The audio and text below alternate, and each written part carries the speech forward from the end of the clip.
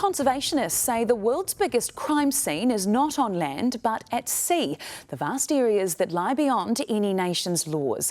This weekend, the Global High Seas Treaty was ratified to pave the way for protected areas in international waters to curb deep sea trawling and seabed mining.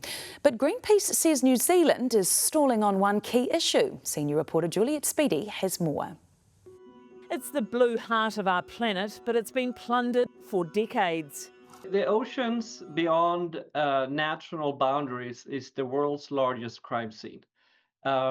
When you do not have established governance and management rules, countries, private sector, illegal actors take advantage of the global commons. The unprotected high seas make up most of this planet's oceans, but a new global treaty was this weekend ratified by 60 countries, meaning it will enter into force in just a few months. It really can't be understated that this really is a historic moment. I mean, it's whatever you think about the dry wranglings of the UN.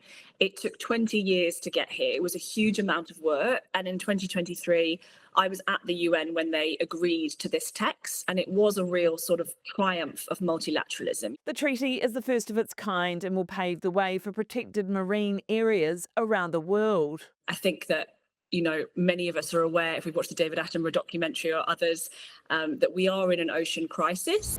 The ocean is the largest living space on Earth, and 2/3 of it is owned by no one. These are the high seas, beyond the reach of national laws. The oceans are becoming increasingly depleted, and to turn this around, we need to do things differently than we've done before.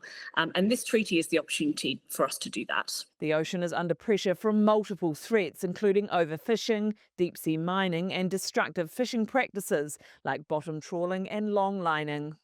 But some of the world's biggest players, the US, China, Russia and Japan, have yet to ratify. The US and China have signed. New Zealand has also signed, but has yet to ratify. We're really hopeful that a lot of the big players will ratify the treaty, and so they'll be a part of the conversation and have a seat at the table. We are seeing, movements in that direction. The Ministry of Foreign Affairs told 3 News that it's pleased to hear the agreement has reached its 60th ratification and will now enter into force. It says in order for New Zealand to ratify the agreement, it needs to pass domestic legislation, and work on this is already well underway. They say it's on track to ratify by next year, in time to attend the first conference of all parties. But New Zealand is the single only country in the high seas of the Tasman that still operates a bottom trawling fleet. Really destructive form of fishing that causes a huge amount of damage to deep sea habitats. But if an area of the Tasman becomes protected as a result of this new treaty, that will have to stop then, if not sooner.